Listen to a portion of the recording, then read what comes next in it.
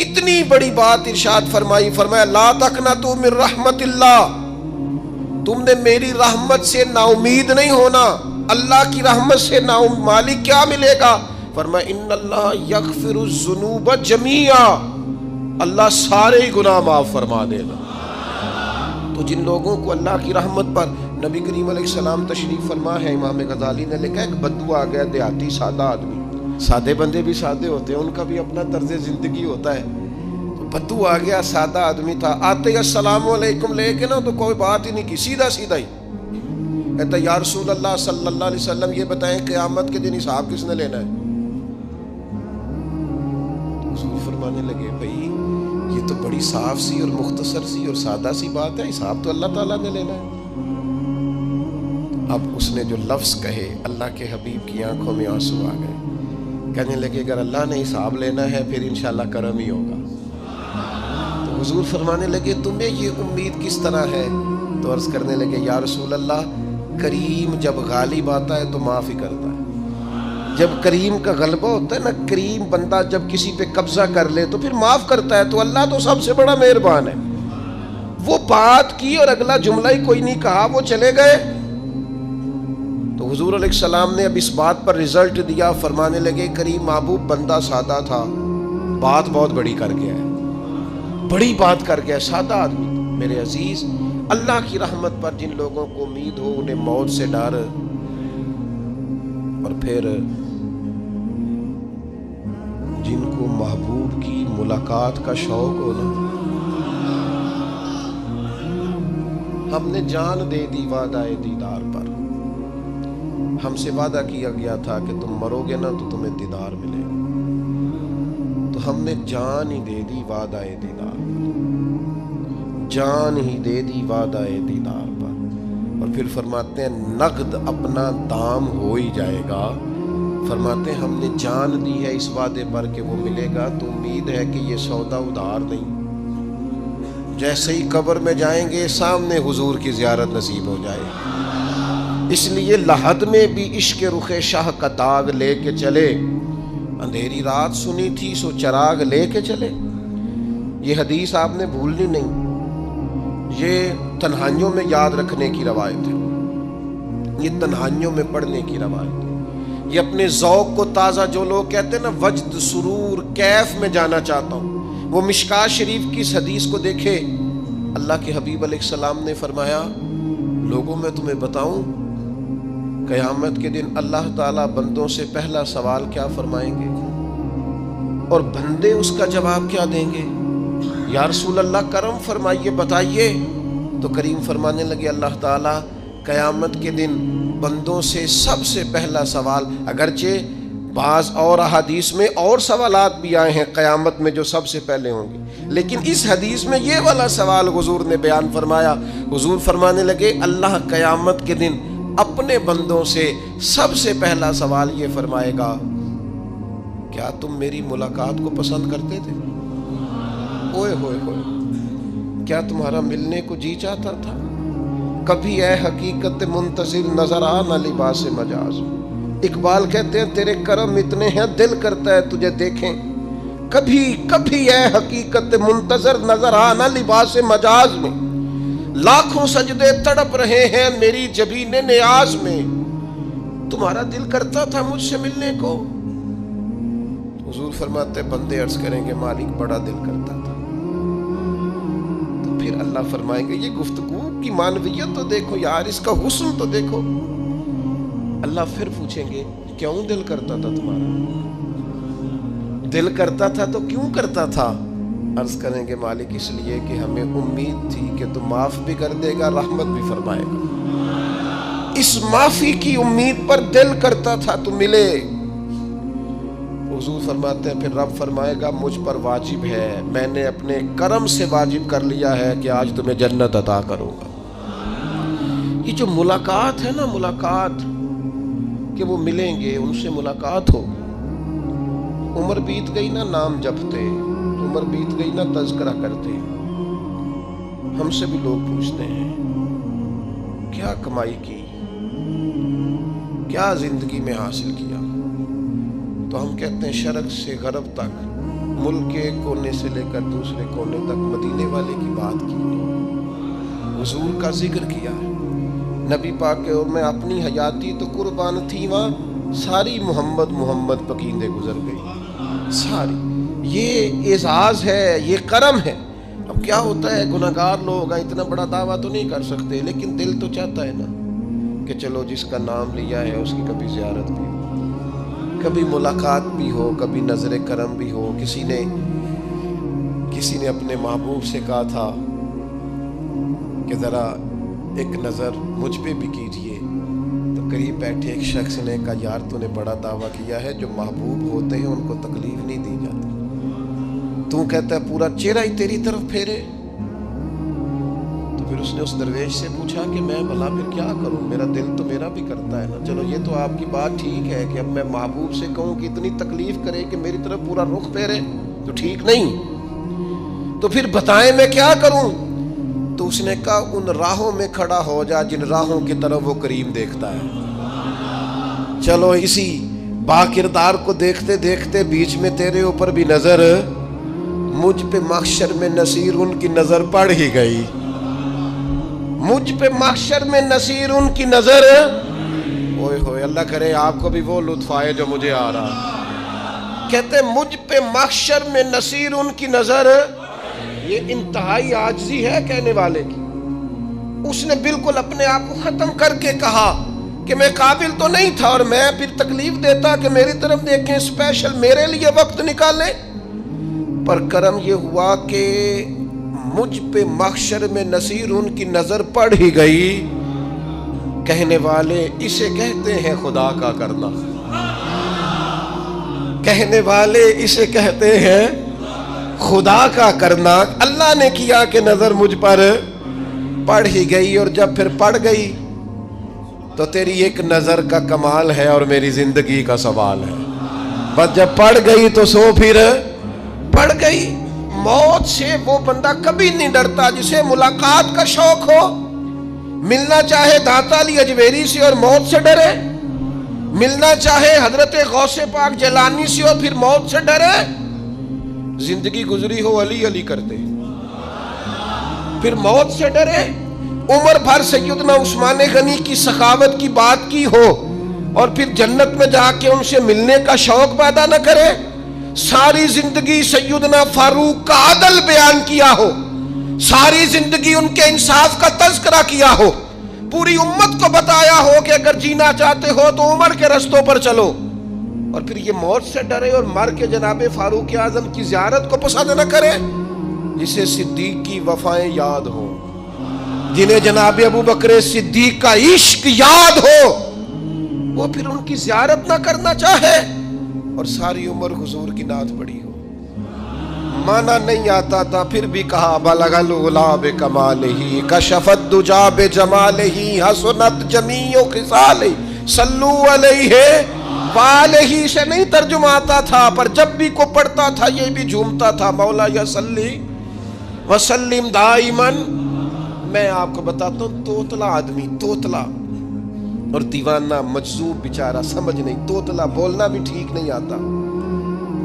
مجھے نماز کا سلام پھرا تو وہ جلدی آ گئے، وہ ایک مجذوب آدمی تھے، سادے تھے، تو سلام لی تو کہنے لگے میں گل کرنی سی، تو میں نے ان سے کہا کہ تھوڑی دیر کے بعد ملتے ہیں۔ سادہ آدمی ہے، اللہ مجھے معاف کرے، میں کوئی نقل تو نہیں ان کی اتار سکتا، اس زبان کو ہم توتلی نہیں کہتے، ہم اس زبان کو بلالی زبان کہتے ہیں۔ یہ بڑی خوبصورت زبان ہوتی ہے، یہ جو توتلے لب و لہجے ہوتے ہیں نا، وہ جب بچہ پوری طور پہ اماں نہیں کہہ سکتا، توتلا ہوتا ہے تو کوئی مزہ آتا ہے اماں کو اماں کہلوانے میں۔ جب وہ پوری طور پر باپ کو بابا نہیں کہہ سکتا اور توتلا ہوتا ہے تو کوئی مزہ آتا ہے کہنے میں۔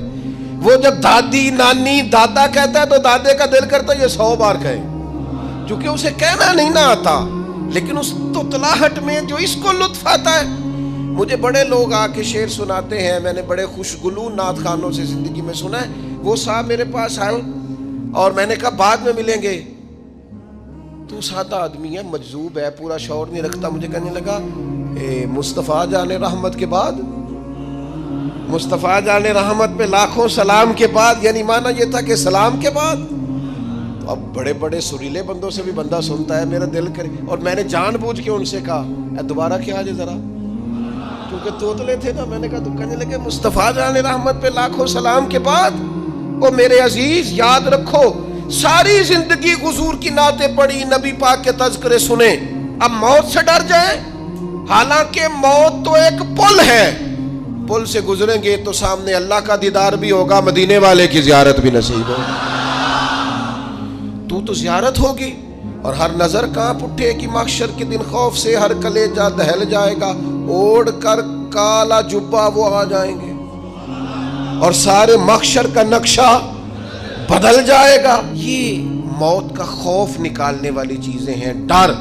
اچھا مجھے ایک بات بتائیں، یہ میں امید کی بات کرنے لگا ہوں، چلیں اب یہ بات تو مشکل ہے پر کرنی پڑے گی، مجبوری ہے۔ کبھی کبھی ابا جی سے مار بھی پڑ جاتی ہے بندے کو، گھر میں کوئی 2-4 لگ بھی جاتی ہیں، تو اس وقت نا جو سب سے بڑا سہارا کسی کو نصیب ہوتا ہے وہ یہ ہوتا ہے کہ اللہ کرے اماں گھر میں موجود ہو۔ اور میں نے دیہاتوں میں کئی مائیں ایسی دیکھی ہیں جو بیٹے کے حصوں کی مار کھاتی ہیں، ابا نے ڈنڈا لے لیا ہے بیٹے کی غلطی پہ، اب اماں بیچاری سامنے ہو گئی ہے، 2-4 اس نے بھی کھا لی۔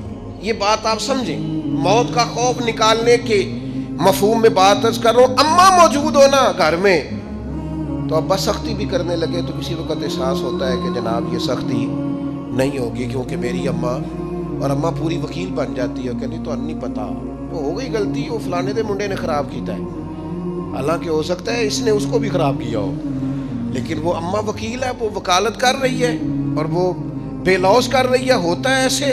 اس بات کو سمجھ لے اچھے طور پر، موت کا خوف نہیں، ڈر نہیں، اس لیے کہ گھر میں ماں موجود ہو تو باپ کا ڈر نہیں ہوتا، تو قبر حشر میں تو رسول کریم موجود ہے، وہاں تو نبی کریم موجود ہے، وہاں تو اللہ کریم اپنی رحمت فرمائے گا بندوں پر، اس لیے خوف نہیں، پینک نہیں، اپنی غلطیوں کا احساس ضرور کریں، اپنے اعمال پر توجہ ضرور دیں، لیکن موت کے خوف تلے دبتے نہ جائیں، انشاءاللہ صبح قیامت کرم ہوگا۔ میرے نبی پاک علیہ الصلوۃ والسلام نے تو فرمایا ہے بس ہم نے ایمان کامل لے کے جانا ہے دنیا میں۔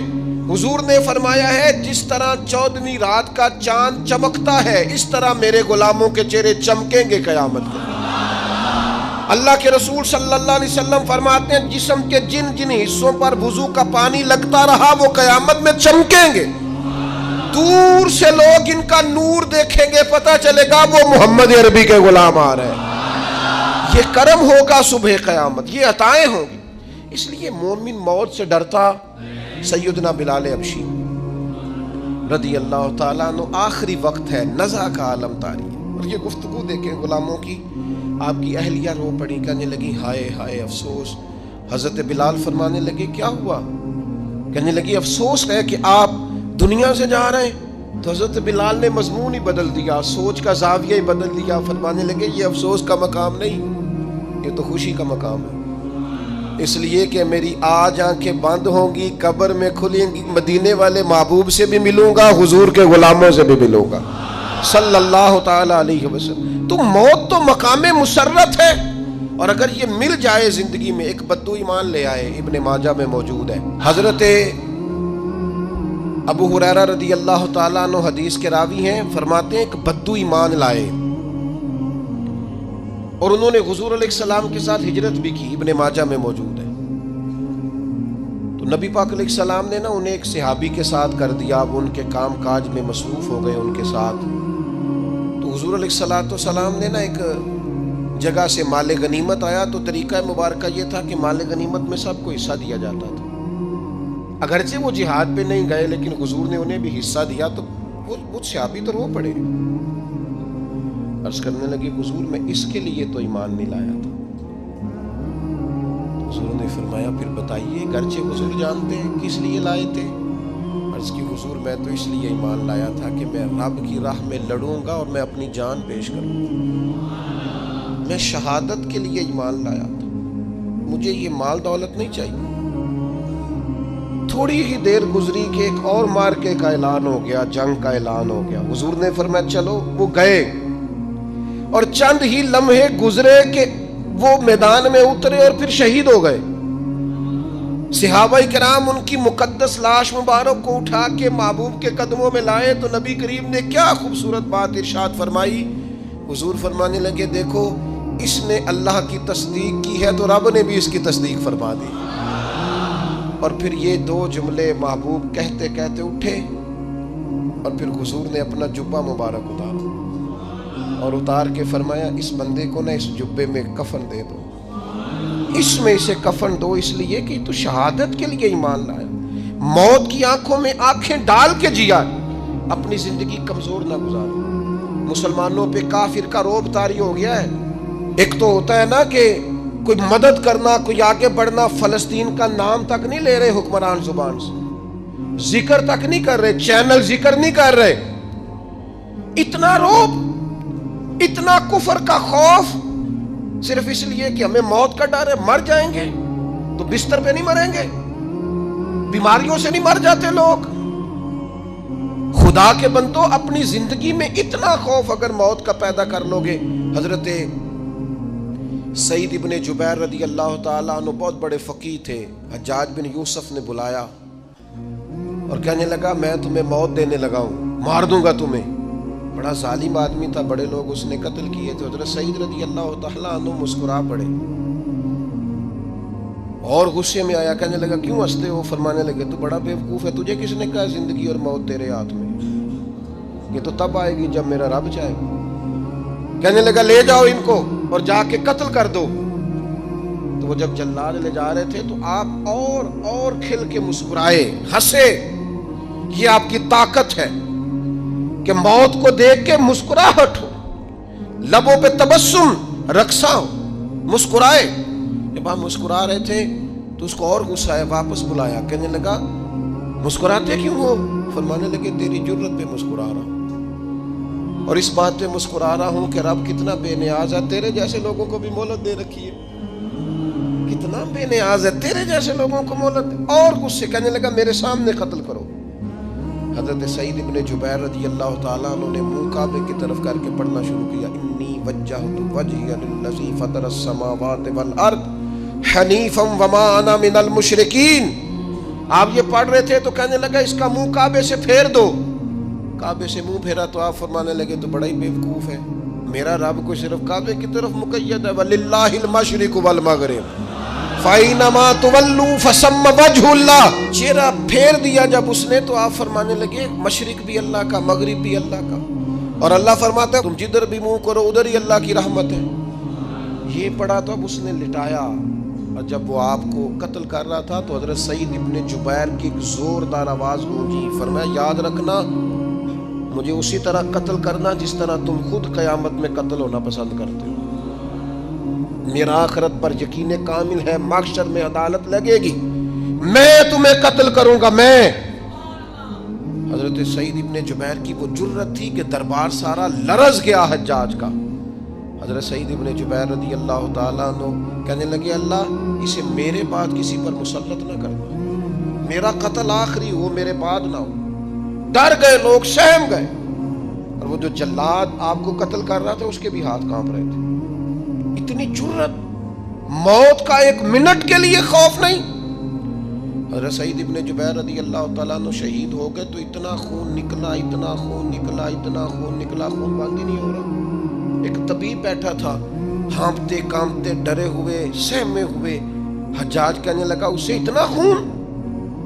تو کہنے لگا بادشاہ میں نے سالوں مریض دیکھے ہیں, اس کو پتہ چل جائے نا مرنے والا ہوں وہ تو اتنا خوف میں آتا ہے, پہلے ہی اس کا سارا خون جم جاتا ہے اور سکڑ جاتا ہے اور اس کا خون جل جاتا ہے. یہ جو بندہ تم نے شہید کیا ہے نا اس میں ایک رتی برابر بھی موت کا خوف نہیں, موت کے خوف سے بے نیاز تھا, اتنا خون نکلا.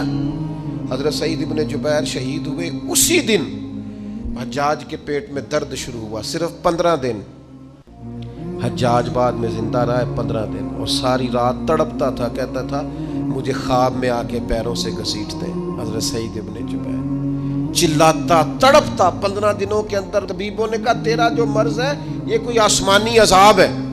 میرے عزیز موت سے ڈرے نہیں بلکہ جو ظالم ہو ان کو ڈرا دیں, یہ مومن کی شان ہے. اپنی زندگی کے اندر سے موت کا خوف نکال دیں، تاکہ زندگی کے جو دن ہیں وہ جیے تو جا سکیں، وہ انسان مضبوطی سے وقت سے گزار سکے۔ حضرت علی شیر خدا رضی اللہ تعالیٰ عنہ نا، وہ جیکٹ نہیں پہنتے تھے جنگی، جو کمر پہ پیچھے لوگ پہنتے تھے نا، تلوار کوئی مارے تو زخم نہ ہو۔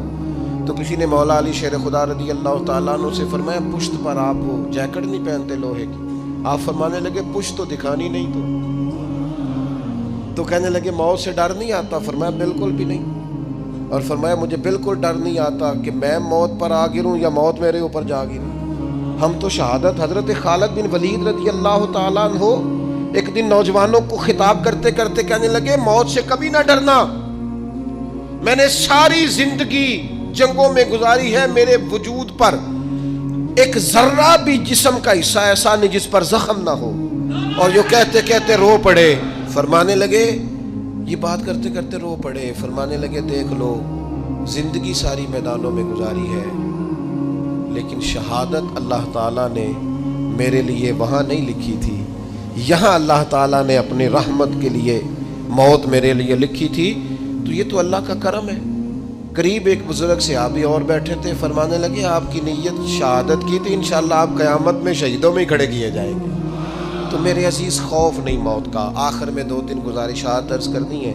ایک تو میری آپ سے گزارش ہے، انہوں نے ابھی تک قرآن مجید کی تلاوت شروع نہیں کی، وہ ابھی سے آج سے 10 منٹ ٹائم ہو تو مسجد میں بیٹھ کے ایک رکوع پڑھ کے جائیں، قرآن مجید نہیں چھوڑنا۔ رمضان کا تعارف یہ ہے کہ شہر رمضان الذی انزل فیہ القرآن، تو قرآن مجید سے دلچسپی۔ دوسری میری گزارش ہے راشن بانٹنے والوں سے بھی کہ مہربانی کریں لائنوں میں لگانا چھوڑ دیں، اور لینے والوں سے بھی میری عرض ہے کہ اللہ تعالیٰ سارا سال عطا کرتا ہے، 3-4 ہزار کے لیے کیوں اپنے آپ کو آپ تکلیف میں ڈالتے ہیں؟ سارا سال اللہ دیتا ہے۔ اور پھر میری آپ سے یہ بھی اپیل ہوگی کہ طبیعتوں میں حلم پیدا کریں، بردباری پیدا کریں، یہ بڑی ضروری چیز ہے۔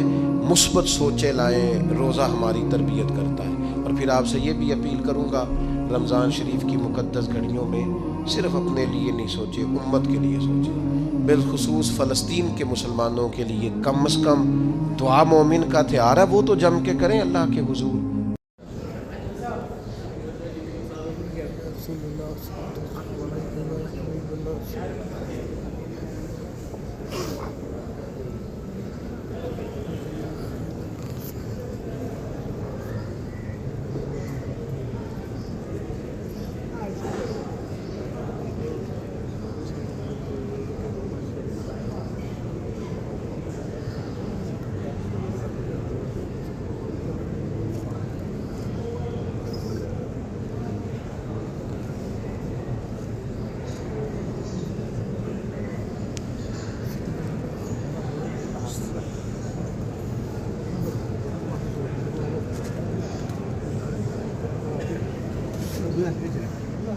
हाँ